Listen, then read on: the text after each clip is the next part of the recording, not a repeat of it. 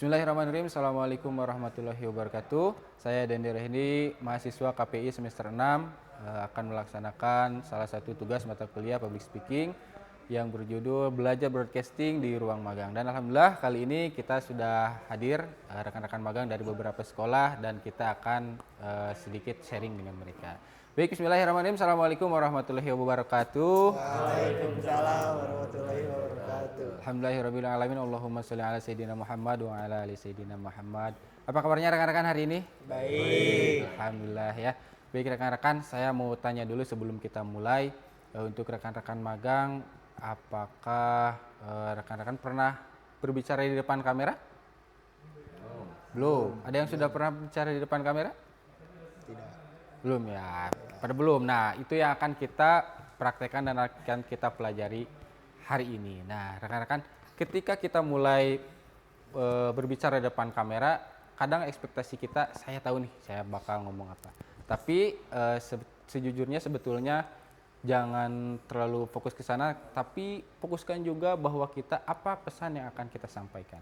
Itu nanti yang akan teman-teman praktekkan. Saya minta 2-3 orang yang pertama untuk menjadi host dan 1-2 orang untuk menjadi narasumber. Oke, kita siapkan dulu. Yang pertama adalah tentang materi. Jadi ke depan sebelum kamera on, kamera nyala, itu kita harus menyiapkan dulu materi yang akan kita sampaikan ke depan. Atau biasa kita pelajari di sekolah dengan proses pra-produksi. Setelah proses pra-produksi, kita akan menyampaikan apa nanti di depan kamera, masuk ke tahapan produksi. Setelah tahapan produksi berakhir, maka masuk ke proses pasca produksi. Oke, kita akan ke pra-produksi dan proses produksinya terlebih dahulu.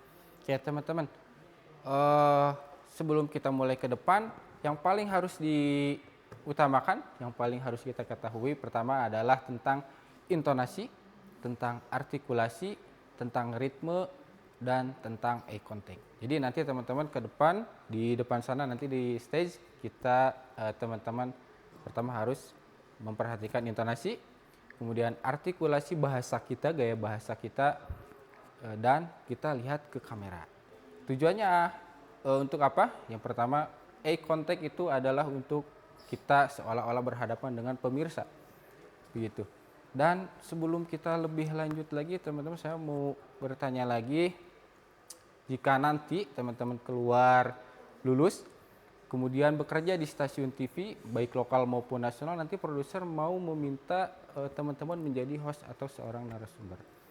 Nah, ada 2 orang. Yang pertama dia bisa berbicara dengan sangat baik, jago lah begitu ya, tapi dia suka terlambat, kemudian yang pertama terlambat, kemudian ketika dia dikasih koreksi, dikasih masukan, dia langsung tersinggung. Dan ya orang yang kedua adalah dia berbicaranya biasa saja, tapi dia punya disiplin, dia tepat waktu, dan dia bertanggung jawab terhadap tugasnya. Oke, menurut teman-teman semua, kira-kira orang yang pertama atau kedua yang bisa dipertanggungjawabkan? Yang kedua. Oke, yang kedua kenapa? Karena di broadcasting itu tidak hanya menilai kemampuan teknis saja, tapi juga melihat karakter dan integritas. Betul sekali. Wah, tepuk tangan dulu untuk Kang Alpi ya. Iya, baik. Betul, jadi di dunia broadcasting itu tidak hanya mempunyai skill teknis saja, tetapi kemampuan soft skill dari integritas kita juga sangat dibutuhkan sekali. Kemudian apakah kita nada bicara atau gaya bahasa kita boleh disamakan? Tidak, Tidak. Kenapa? karena ada tata keramanya ketika mengobrol dengan seumuran dan yang lebih tua. Oke, tepuk tangan lagi. Tuh. Jadi dalam sebuah konsep konten itu tidak hanya tentang integritas dan juga tentang gaya bahasa. Juga ketika kita membuat sebuah konten, kita perhatikan juga siapa audiens kita. Apakah dia anak muda, maka pengemasan bahasa kita juga harus masuk ke dalam anak muda. Kemudian lagi ketika kita membuat konten orang dewasa, pasti penyajiannya juga akan sangat berbeda. Maka disesuaikan dari bahasa, nada, intonasi berdasarkan siapa audiens kita nanti. Oke, sudah disiapkan tadi yang sudah siap? Oke, selanjutnya kita akan masuk ke proses prakteknya. Oke, saya minta 2-3 orang untuk ke depan kita praktek. Oke, siap, silakan. Oke, ini untuk posisi hostnya sebelah sini, siapa yang menjadi host? Oke, silahkan. Untuk narasumber 1 dan narasumber 2. Oke, nanti ini yang selaku host nanti bisa eye contact ke kamera sebelah sana. Untuk narasumber 1 dan narasumber 2 nanti bisa lihat kamera yang sebelah sini. Oke. Untuk pembahasannya kita mengalir tentang magang saja berarti ya. Oke.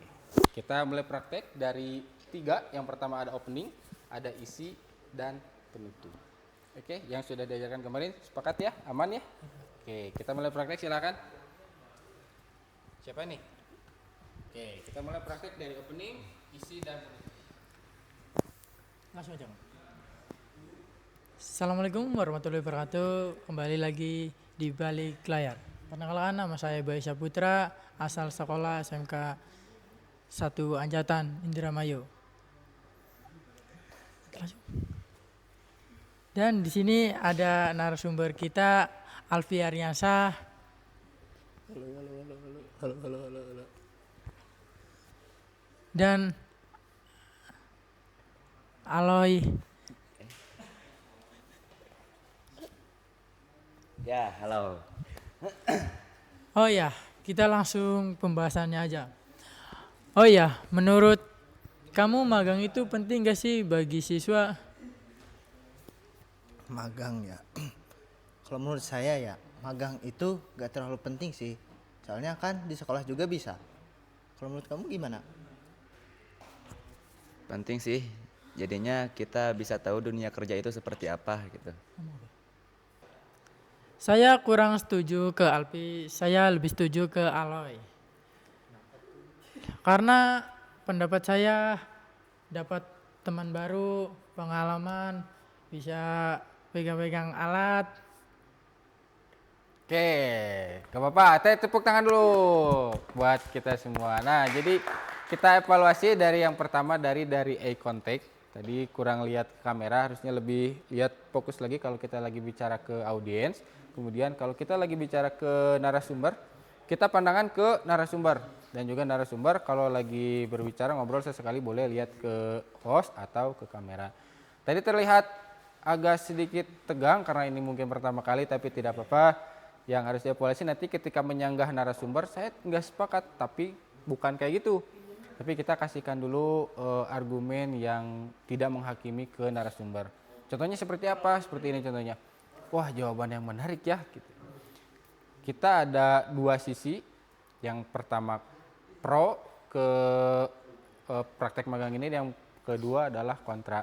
Nah, kasih feedback itu dulu. Wah, jawaban yang menarik ya. Untuk selanjutnya kita akan gali lebih lanjut lagi, kenapa sih bisa kontra, kenapa sih lebih pro kayak gitu. Itu evaluasinya. Mungkin untuk selanjutnya lebih semangat lagi, lebih rileks lagi. Ini mungkin memang perlu penyesuaian jam dan jam terbang gitu ya. Oke, Bapak ya, oke, semangat semuanya. Terima kasih. Kita cukupkan pembelajaran hari ini. Kita lanjut besok lagi.